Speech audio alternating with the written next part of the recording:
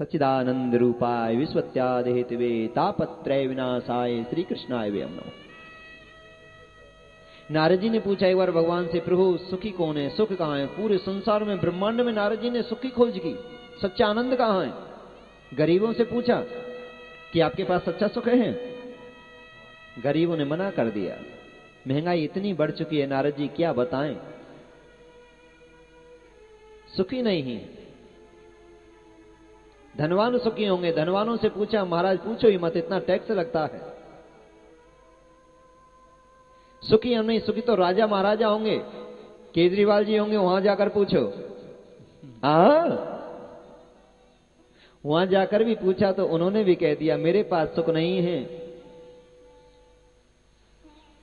जहां पानी नहीं पहुंचता है, जहां लाइट नहीं पहुंचती है, पहले तो मैं धरना देता था, अब दुनिया मेरे घर पर आकर धरना देती है। राधे राधे। सुख तो शायद इंद्र के पास होगा, यहां सुख नहीं है। नारद जी ने इंद्र से पूछा, इंद्र आप तो सुखी होंगे? अरे महाराज मत पूछो नारद जी, जब बड़े बड़े यज्ञ होते हैं तो मेरा सिंहासन भी हालने लगता है, मैं सुखी नहीं हूं। मुझे पता नहीं कब मेरी गद्दी चली जाए, कब मेरा पद चला जाए। सुखी तो शायद ब्रह्मा जी होंगे। नारद जी ब्रह्मा जी के पास गए, ब्रह्मा जी आप सुखी हैं, संसार को बनाते हैं? महाराज मैं सुखी नहीं हूं। ऐसे ऐसे संसार की रचना हो रही है, भगवान को जवाब मुझे देना होता है, मैं बड़ा दुखी हूं। सुखी तो शायद विष्णु भगवान होंगे। अतल लोग गए, वितल लोग गए, सुतल लोग गए, तलातल गए नारद जी महाराज। अंत में नारायण भगवान के पास पहुंच गए, प्रभु सत्य बताओ, मैंने तो पूरे ब्रह्मांड में भ्रमण किया पर सच्चा सुख सच्चा आनंद नहीं मिला। भगवान ने कहा नारद सुख तो मेरे पास भी नहीं है, सुख तो मेरे नाम में ही है। दीने कहें धने वाने सुखी, दीने कहें धने वाने सुखी, धने वाने कहें सुखो राजा को भारी, राजा कहें महाराजा सुखी, महाराजा कहें सुखो इंद्र को भारी, इंद्र कहें चतुरानन को सुखो। चतुरानन ब्रह्मा जी महाराज। इंद्र कहें चतुरानन को सुखो, ब्रह्मा कहें सुखो विष्णु को भारी, और तुलसीदास विचारे कहें, तुलसीदास विचारे कहें, हरि भजन बिना सब जीव दुखारी, हरि भजन बिना सब जीव दुखारी। कोई तन दुखी, कोई मन दुखी, कोई धन बिन रहे तो दास, और थोड़े थोड़े सब दुखी और सुखी श्याम के दास। इस संसार में सुख नहीं है, धन माया में सुख नहीं है, गाड़ी बंगलों में सुख नहीं है, बेटे में, पत्नी में, बच्चों में, रिश्तेदारों में सुख नहीं है। ये संसार मतलब का है। सुख तो केवल केवल केवल मेरे गोविंद के नाम में, परमात्मा के नाम में।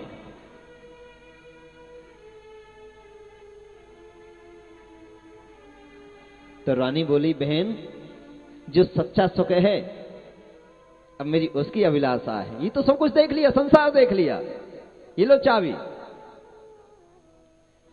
राजा के बाग थे, बागों में झोंपड़ी बनाकर रहने लगी। नारद जी को गुरु बना लिया। नारद जी उनको रोज सत्संग सुनाने आते हैं। और छोटी रानी ने ऐसा जादू किया राजा पर, जैसा कहती हैं वैसा करते हैं, बैठाती हैं बैठ जाते हैं, खड़ा करती हैं खड़े हो जाते हैं। रिमोट कंट्रोल रानी के हाथ में आ गया। हाँ जैसे आजकल हो जाता है ना जी।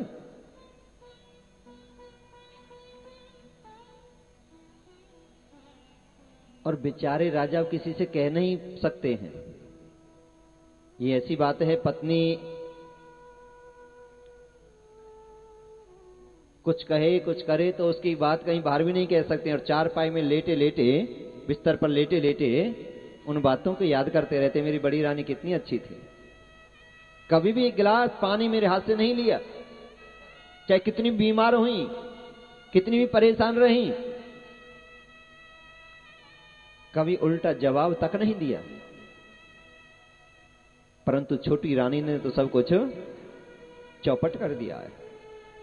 चाहे कुछ भी क्यों ना हो जाए, मैं सवेरे जाऊंगा और बड़ी रानी से जरूर मिलकर आऊंगा। कितनी अच्छी थी, उसने बिगाड़ा क्या था?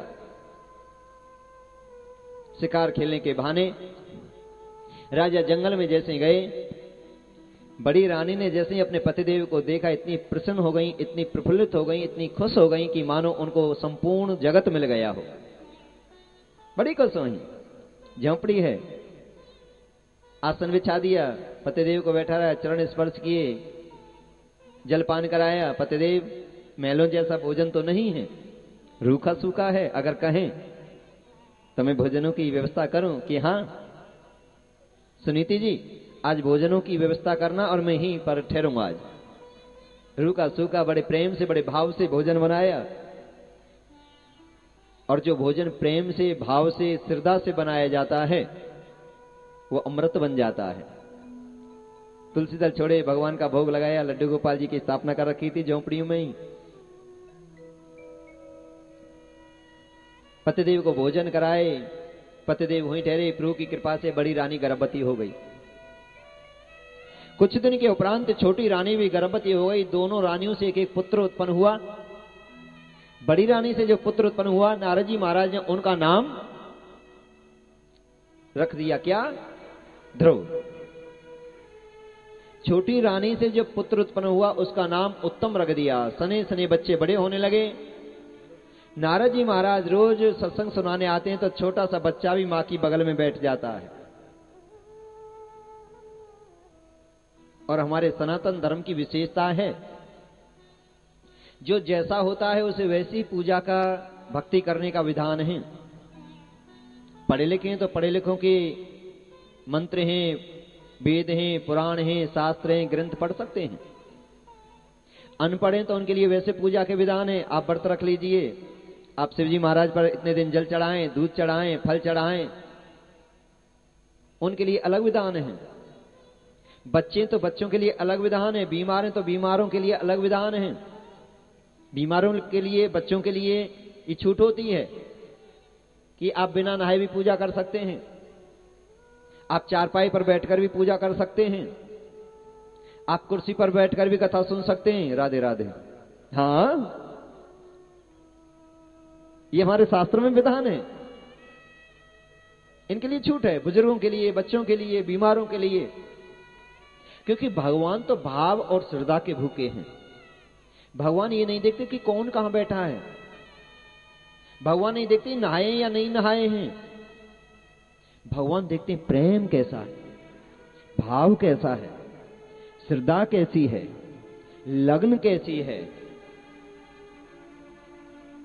राम ही केवल प्रेम प्यारा, जान लियो कोई जान निहारा।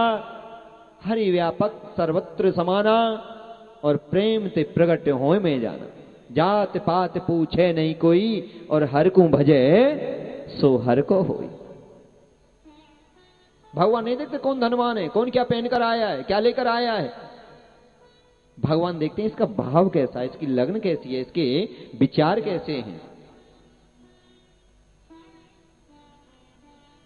तो छोटा सा बच्चा गुरुजी सोच करने लगे, इसके लिए भी अब थोड़ा थोड़ा संस्कार इसे देना चाहिए, थोड़ी थोड़ी भक्ति के रास्ते पर इसको मोड़ना चाहिए। तो गुरुदेव नारद जी ने कहा, बेटा बच्चे के लिए सबसे बड़ी पूजा है, सबसे बड़ी साधना है माता पिता के चरण छूकर उनका आशीर्वाद लेना। त्रिलोकी के नाथ भगवान नारायण राम रूप में आए तो वो भी सबसे पहले खड़े होकर अपने माता पिताओं के चरण छूते थे। प्रातः काले उठ के रघुनाथा, मात पिता गुरु नामे माथा। चार पदारथ कर तलता के, प्रिय पिते मात प्राण समो जाके। मात पिता प्रभु गुरु की वाणी, और बिने ही विचार सदा शुभ मानी। माता पिता गुरु और भगवान ये बेटा जीते जागते देव हैं। इनका आशीर्वाद अब हमारी किस्मत में भी कुछ नहीं लिखा हो, हस्त रेखाओं में भी कुछ नहीं हो, लिलाट रेखाओं में भी कुछ नहीं हो, कुंडली में अनंत दोष हो, और माता पिता का जब आशीर्वाद मिल जाता है तो उसको भगवान भी नहीं झुठला सकते। बोलो बांके बिहारी लाल की राधे राधे। ये तो बोलना ही पड़ेगा जी, हाँ राधे राधे राधे राधे। बोली बांके बिहारी लाल की और जय जय श्री राधे श्याम।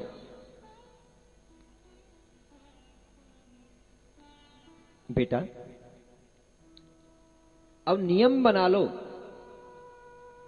अब आपको भोजन तब करने हैं, पहले माता पिता के चरण छुआ करो, भगवान के सामने नमन किया करो, उसके बाद भोजन किया करो। इतना नियम आपको करना है।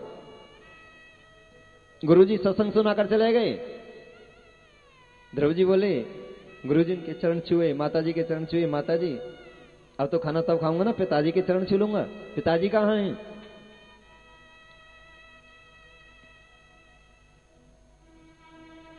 माताजी सोच करने लगी गुरुजी आज हमारे घर में बीज बो गए। जिस बात को छुपा कर रखा, जिस रहस्य को छुपा कर रखा, आज उसके बारे में नारद जी ने बता ही दिया है। बहुत बात को छुपाया है। बेटा तुम्हारे पिताजी कहीं दूर गए हैं, बहुत दिन में आएंगे, कोई बात नहीं है, जब नहीं है तो दूर से ही हाथ जोड़कर भोजन कर लेते। नहीं मां, गुरुजी बोल कर गए भोजन तब करूंगा, पहले पिताजी के चरण छूलूंगा। 2-3 दिन हो गए खाना नहीं खाया। हट है, 3-4 हट बताइए ना जी शास्त्रों में। बाल हट ध्रुव जी महाराज हट कर रहे हैं, एक राज हट। सरकार कोई भी टैक्स लगा दे, डीजल पेट्रोल महंगा कर दे, उसके सामने किसी की नहीं चलती, चाहे कोई कितना भी धरना दे। और एक तीसरी और होती है जी, हाँ उसको तो बताऊंगा 19 तारीख को।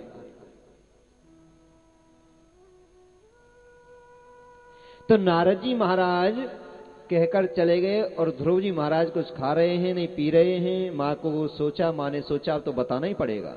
बेटा जो यहां के राजा हैं आपके पिता हैं। मां फिर हम झोपड़ी में क्यों रहते हैं? बेटा तुम्हें गुरु का ज्ञान दिलाने के लिए, तुम्हें अच्छे संस्कार डालने के लिए, तुम्हें परमात्मा की प्राप्ति के लिए मैं यहां जीवन यापन कर रही हूं। तो मां मैं जाऊं पिताजी के चरण छू के आ सकता हूं? कि हां बेटा जा सकते। जैसे ध्रुव जी महाराज महलों में गए, आज पिताजी बड़े खुश हुए अपने पुत्र को देखकर कि आज महलों तक आने लगा है, कल गद्दी पर बैठेगा, किसी दिन राजा बनेगा। बेटा में राजा देखने लगे कि यही सब कुछ संभालेगा। नियमित जाते हैं ध्रुव जी महाराज सवेरे सवेरे पिताजी के चरण छूकर। एक दिन क्या हुआ, छोटी रानी का बेटा राजा की गोदी में बैठा है। ध्रुव जी ने सोचा पिताजी तो मेरे भी हैं, क्यों ना मैं पिताजी की गोदी में बैठूं। और पिताजी की गोदी में बैठने के लिए, पिताजी के जेब से पैसा निकालने के लिए किसी से परमिशन थोड़ी लेनी पड़ती है। जब दाव लग जाए, हाँ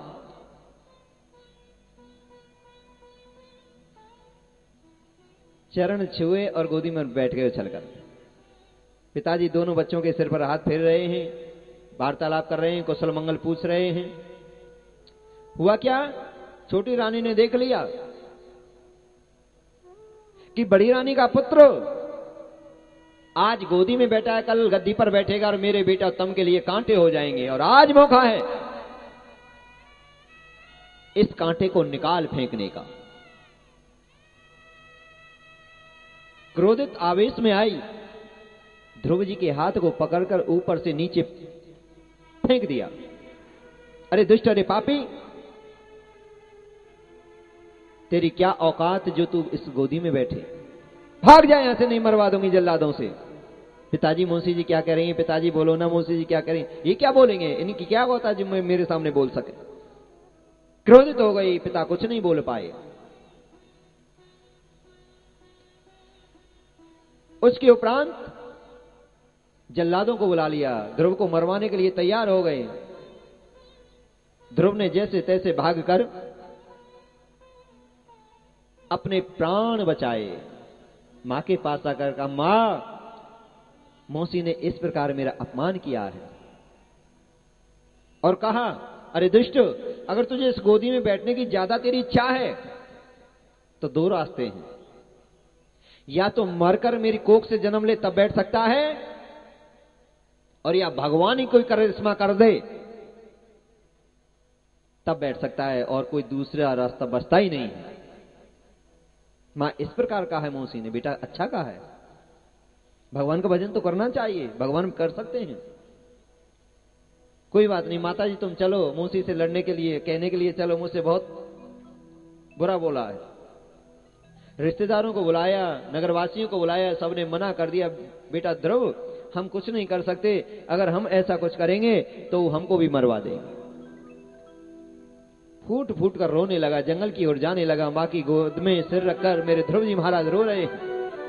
फूटे भाग्य हमारे री माता, दिल को बंधे ना धीर, मौसी की बोली गई है कले जाए चीर। फूटे भाग्य हमारे री माता, दिल को बंधे ना धीर, मौसी की बोली गई है कले जाए चीर। फूटे भाग्य हमारे रे माता, दिल को बंधे ना धीर, मौसी की बोली गई है कले जाए चीर। फूटे भाग्य हमारे रे माता, दिल को बंधे ना धीर, मौसी की बोली गई है कले जाए चीर। हरि बोल।